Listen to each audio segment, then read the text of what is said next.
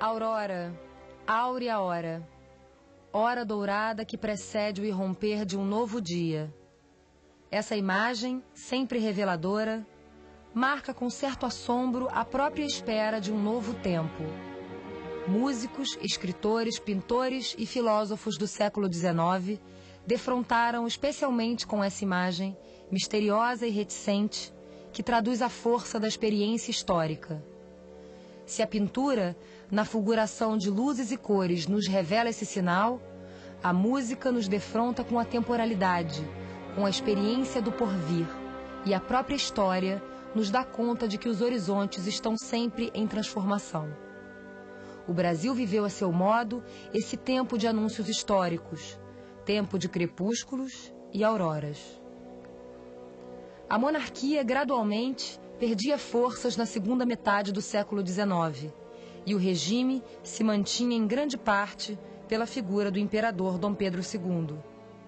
Prenunciava-se a República, embora muitos considerassem improvável a sua chegada.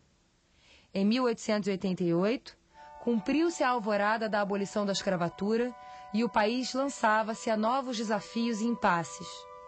A República surge meio de improviso, resultado da ação de lideranças militares pautadas na filosofia positivista de Augusto Comte, que via na ditadura republicana a melhor forma de governo, a salvação nacional exercida no interesse do povo e de setores da elite burguesa do país, principalmente da oligarquia cafeeira de São Paulo, organizada politicamente em torno do Partido Republicano Paulista. O período republicano entre 1889 e o fim daquele século foi marcado por grandes incertezas e conflitos que colocavam em xeque a sua consolidação. A busca da afirmação do novo regime torna instável o início da Primeira República, sacudida por forças contrárias e pela anteposição de diferentes correntes republicanas, o que não lhe dava um sentido e uma direção clara. Foi então, em seus primeiros anos, muito mais o fim de um regime secular do que propriamente a afirmação de outro. O positivismo francês, que flamulava nas academias militares, era a principal referência do regime. O federalismo, aos poucos, dava nova feição política ao país. No lugar das antigas províncias, os estados da federação. Essa nova condição fortalece a posição do regime e cria suas novas bases de sustentação. A influência positivista tornou-se visível nos símbolos pátrios. A bandeira evoca a ordem e o progresso como base e finalidade, deixando de lado o terceiro termo da proposta positivista, o amor como princípio. Outra evocação de influência francesa é a escolha da figura da mulher como símbolo da República. Tal como Marianne, que conduzia o povo e tornou-se ícone da Revolução Francesa, e assim como a imagem da liberdade foi presenteada pelos franceses aos Estados Unidos, a mulher torna-se alegoria da República no Brasil. Se com o tempo a alegoria da mulher deixa de ser o símbolo republicano, na sociedade burguesa ela aparece como símbolo de juventude, moda e comportamento, conservando a função de esposa e formadora de grandes homens. No ambiente mais favorecido das cidades, as elites afirmam sua ascensão no tempo da Belle Époque, e um certo ar de descompromisso traduz um novo glamour da vida moderna e o que ela começa a proporcionar. Novos gostos, hábitos e modas definiam uma nova cultura do país, tomada de empréstimo da aristocracia estrangeira. Essa estética e ideal de vida se afirma também nas cidades, e no Rio de Janeiro, então capital federal, ela produz seu maior modelo com a abertura da Avenida Central no início do século XX. A Belle Époque no país caracterizou-se pela afirmação do liberalismo republicano. Os costumes se transformavam em sintonia com valores internacionais, e um abismo se criava entre as elites e o povo. A euforia da fantasia urbana das elites só demonstrava à época o desconhecimento por parte do Brasil do litoral e da capital de um outro Brasil, à sombra e à margem deste, mas que começava a tornar-se visível.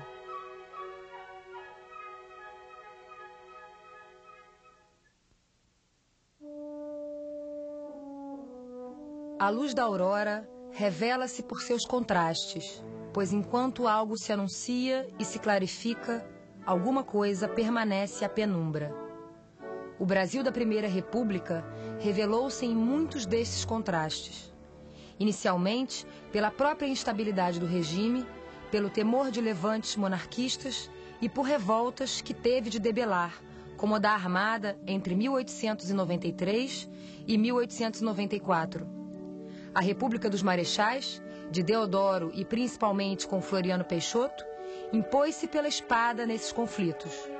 Mas a revelação maior do contraste de dois Brasis estava guardada para o governo de Prudente de Moraes, quando ocorre a campanha de Canudos.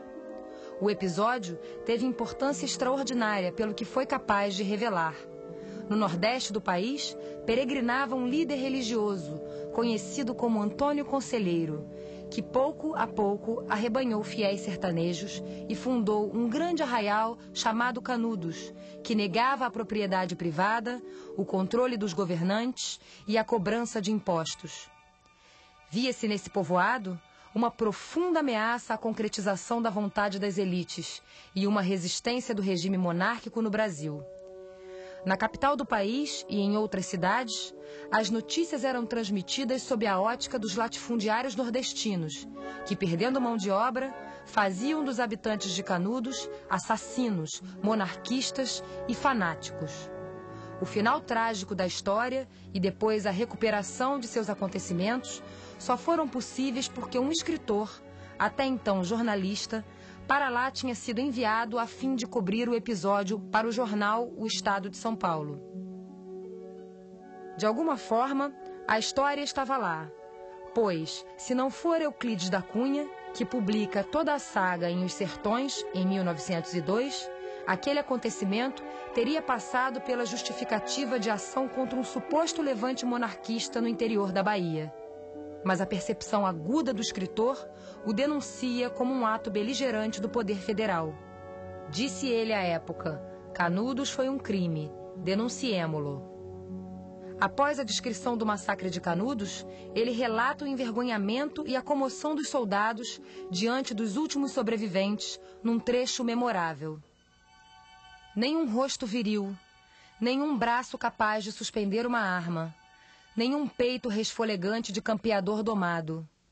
Mulheres, sem número de mulheres, velhas espectrais, moças envelhecidas, velhas e moças indistintas na mesma fealdade, escaveiradas e sujas, filhos escanchados nos quadris desnalgados, filhos encarapitados às costas, filhos suspensos aos peitos murchos, filhos arrastados pelos braços, passando.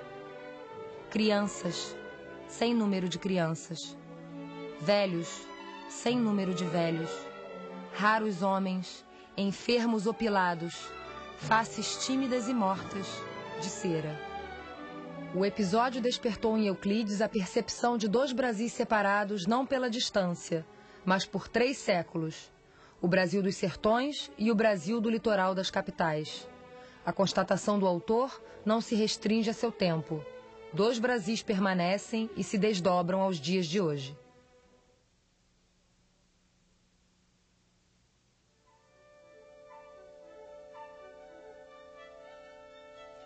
O aparecimento de uma grande avenida no Rio de Janeiro representou a face luminosa da aurora republicana e dos seus ideais de um novo país. No governo do presidente Rodrigues Alves, inicia-se a construção da Avenida Central, inaugurada ainda inconclusa em 15 de novembro de 1905, tendo como um de seus mentores o prefeito Pereira Passos. Sob a bandeira do progresso e da civilidade, a primeira avenida do Brasil abrigava em sua extensão não apenas belíssimos casarios, mas o aporte cultural que inspirava todo um grupo de intelectuais, políticos e artistas. Lugar de passeios, encontros e novidades, simbolizava a era do nascimento da indústria cultural do país. Inúmeros cinematógrafos ali se instalaram, assim como a Biblioteca Nacional, o Museu de Belas Artes e o Teatro Municipal. É no cenário da avenida que também transcorrem as crônicas de Machado de Assis, Arthur Azevedo, Olavo Bilac e João do Rio, assim como a música de Ernesto Nazaré e Alberto Nepomuceno. A avenida simbolizava um futuro que se pretendia próspero e um presente que se queria fazer notar no cenário urbano internacional, onde as classes ascendentes admiravam uma cidade que se renovava. A moda exibia suas mais novas coleções e o literato colhia impressão flagrante para seu trabalho em elaboração. Segundo o jornalista Eduardo Bueno, o Boulevard possuía imenso significado metafórico. Era a vitrine da civilização, o símbolo da eficiência, da saúde e da beleza do país, a materialização dos resultados trazidos pelo café. Mais que uma rua, era uma proclamação. Com sua arquitetura inspirada no ecletismo francês, a avenida mais lembrava uma metrópole europeia deslocada no espaço e no tempo, concedendo ao país uma ilusão de progresso, riqueza e modernidade. A aurora luminosa de todos os tempos, como foi chamada à época de sua inauguração. A Avenida Central acabou sucumbindo à evolução do capitalismo que a construíra. O modelo francês de sua arquitetura deu lugar a modernos arranha-céus, refletindo a nova forma de pensamento que passou a predominar nos anos 30. Hoje, sua imagem permanece como memória viva e eloquente da face luminosa da Primeira República no Brasil.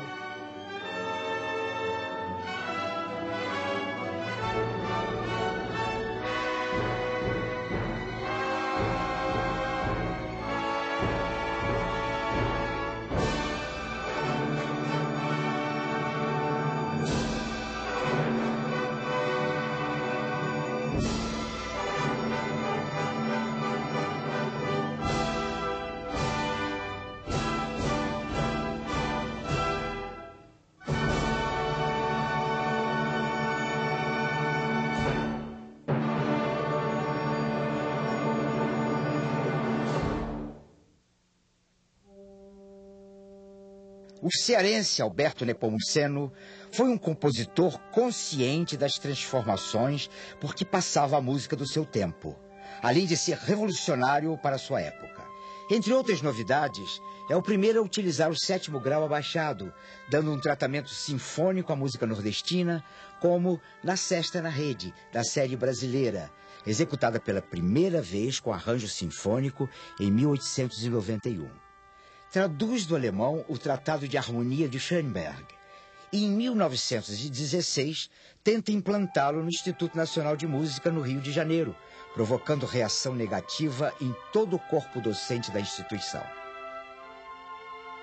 Sua maior revolução, porém, é a implantação do canto em língua portuguesa na música erudita. Avesso ao modismo do canto em italiano, cria polêmica ao afirmar que não tem pátria um povo que não canta em sua língua. Em agosto de 1895, Nepomuceno dá início a uma campanha que lhe renderia muitas críticas e censuras. Apresenta pela primeira vez, no Instituto Nacional de Música, uma série de canções suas em português, deflagrando a guerra pela nacionalização da música erudita brasileira. Suas atividades no Instituto Nacional de Música têm início como professor de órgão em 1894. Em 1902, após o falecimento de Leopoldo Miguel, é nomeado diretor da instituição. Mas, devido a inúmeras pressões e divergências de ordem política e administrativa, pede exoneração no ano seguinte. No entanto, por ser considerado por seus contemporâneos referência importante da música erudita local, é designado pelo próprio Instituto para recepcionar o francês Camille Saint-Saëns em sua vinda ao país. Em 1906, reassume a direção do Instituto, elaborando uma série de projetos direcionados à institucionalização oficial da música erudita brasileira. Em 1916, sentindo crescer as pressões contrárias aos seus projetos, pede demissão do cargo. Seu último concerto no Teatro Municipal do Rio de Janeiro acontece em 1917.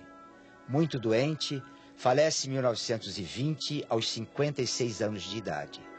Segundo o depoimento do seu grande amigo Otávio Bevilacqua, o compositor começou a cantar ao perceber a proximidade da sua morte.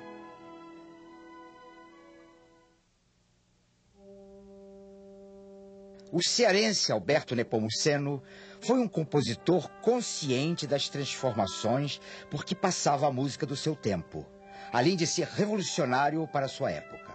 Entre outras novidades, é o primeiro a utilizar o 7º grau abaixado, dando um tratamento sinfônico à música nordestina, como Na Sesta na Rede, da série brasileira, executada pela primeira vez com arranjo sinfônico em 1891.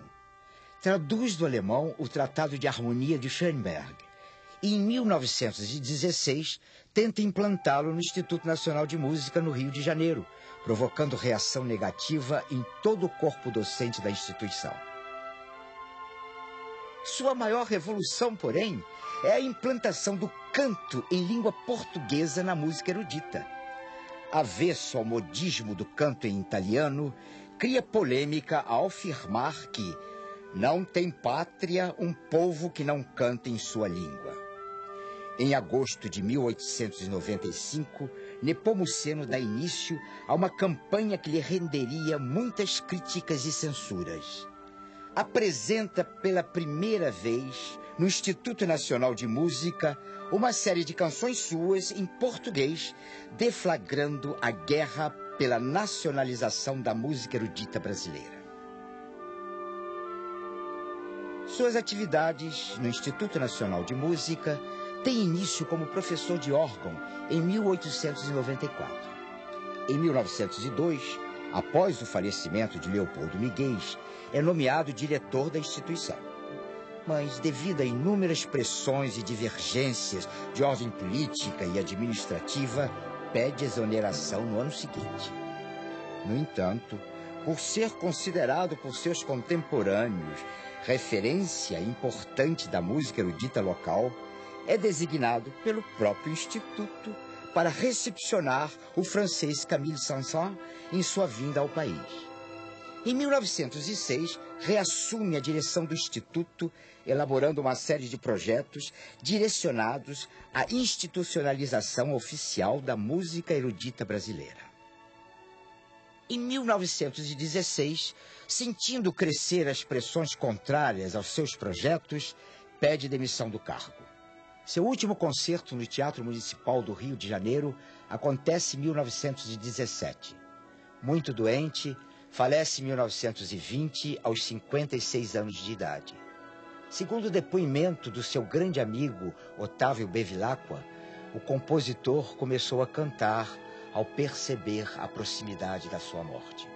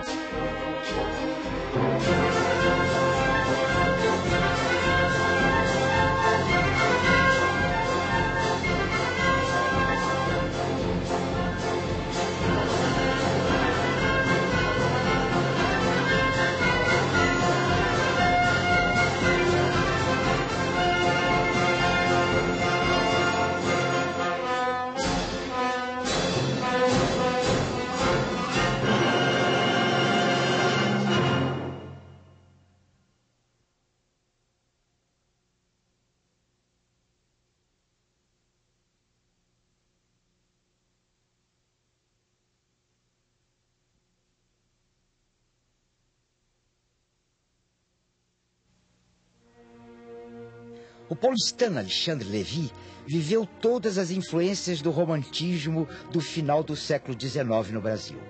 Compositor, pianista, regente e crítico musical, nasceu na cidade de São Paulo em novembro de 1864, filho do clarinetista francês Louis Lévy, fundador de um dos principais comércios de música da época, a Casa Lévy. Sua estreia como pianista aconteceu aos 8 anos de idade e ele já demonstrava talento comparado ao de Mozart por críticos musicais de seu tempo.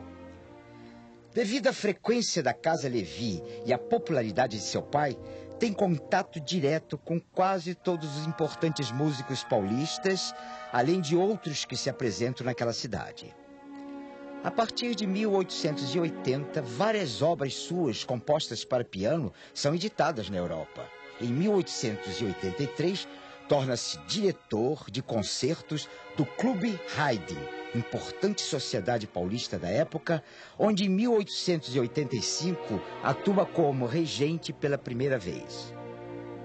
A cultura francesa e a música do alemão Robert Schumann têm grande influência em sua forma de compor, o que não impede de utilizar temas étnicos ou populares em suas músicas.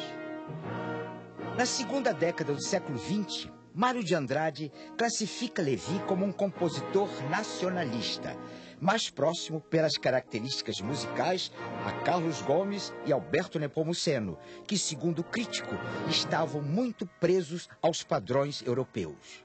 Hoje, com a possibilidade de um maior distanciamento crítico, Alexandre Lévy, ao contrário, é comparado a Leopoldo Miguel por incorporar em suas obras, mais que as influências brasileiras, a estética da música romântica alemã do século XIX, como é o caso do poema sinfônico Werther, de 1888. Werther, repleto de lirismo, é inspirado na obra de Goethe, Os Sofrimentos do Jovem Werther, de 1774. E um dos pontos de partida para o estabelecimento da imagem trágica do herói romântico, que, ironicamente, será encarnada pelo próprio Lévy em 1892, quando morreu prematura e misteriosamente aos 28 anos de idade. Antônio Carlos Gomes, consternado com a morte de Lévy, escreveu: alma ardente de artista genial, desapareceste tão cedo, vestindo assim de profundo luto a arte nacional.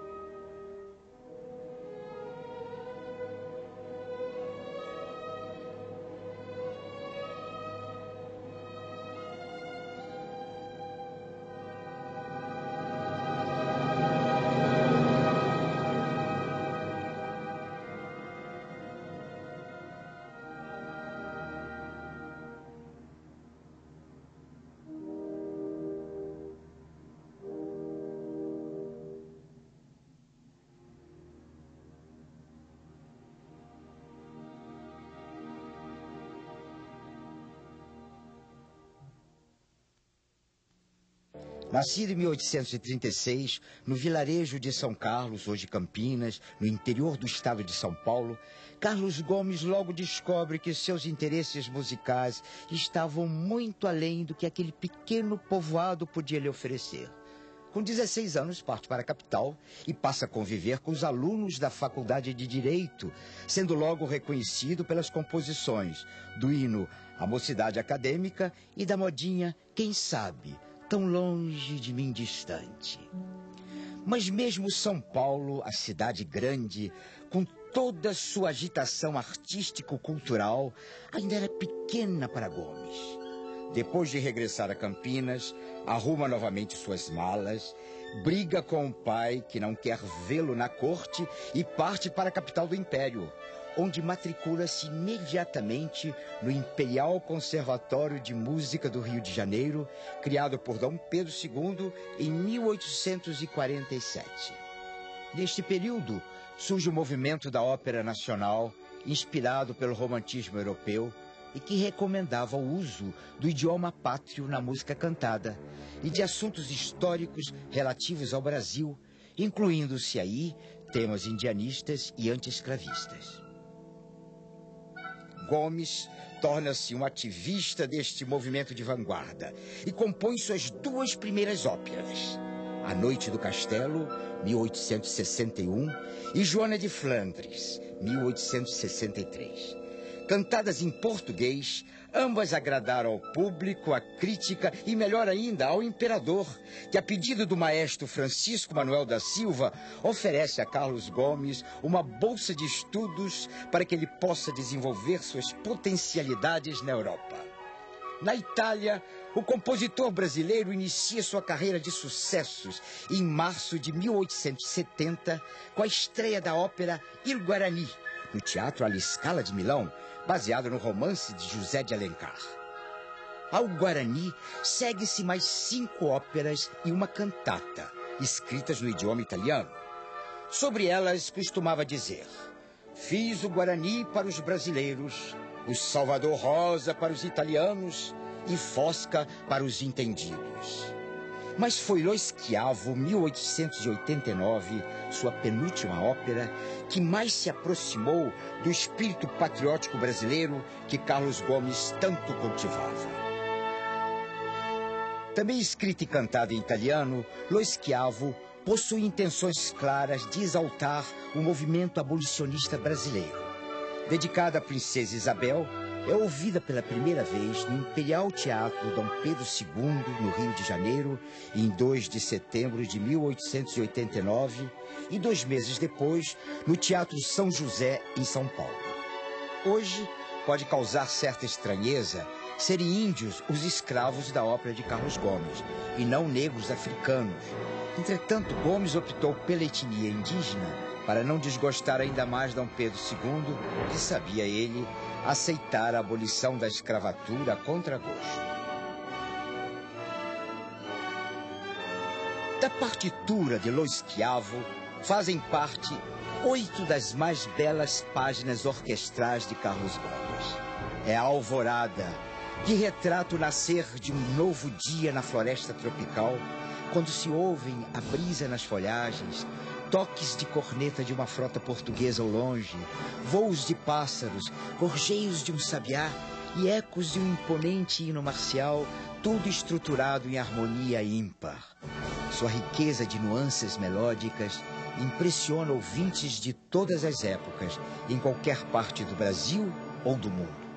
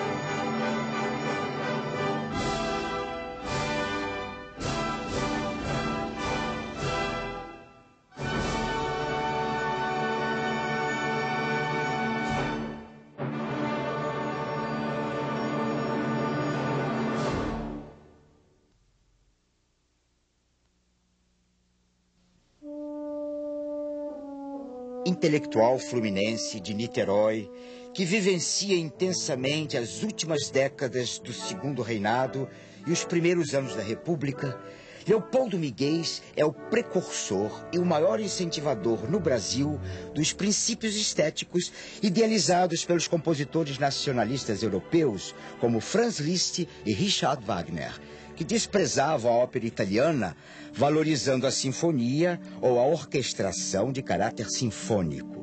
Exatamente por causa desta influência, a obra de Miguel é predominantemente orquestral. Miguel introduziu no Brasil a forma do poema sinfônico. Seguindo de perto esta fórmula, tão bem empregada pelo húngaro Liszt, escreve Parisiana, Prometeus e o poema sinfônico Ave Libertas, de 1890, para comemorar o primeiro ano da proclamação da República. A obra foi dedicada ao Marechal Deodoro da Fonseca. Ao contrário de Carlos Gomes, Leopoldo Miguel aceita o convite do Marechal Deodoro para compor a música do hino à proclamação da República, com poema de José Joaquim de Medeiros e Albuquerque, em que se destaca o refrão: Liberdade, liberdade, abra as asas sobre nós, das lutas na tempestade, dá que ouçamos tua voz. Com certeza, a liberdade era idealizada pelo espírito do homem romântico que foi Miguel. Graças à composição do emblemático hino, Deodoro nomeia diretor do Instituto Nacional de Música, onde permanece até sua morte em 1902.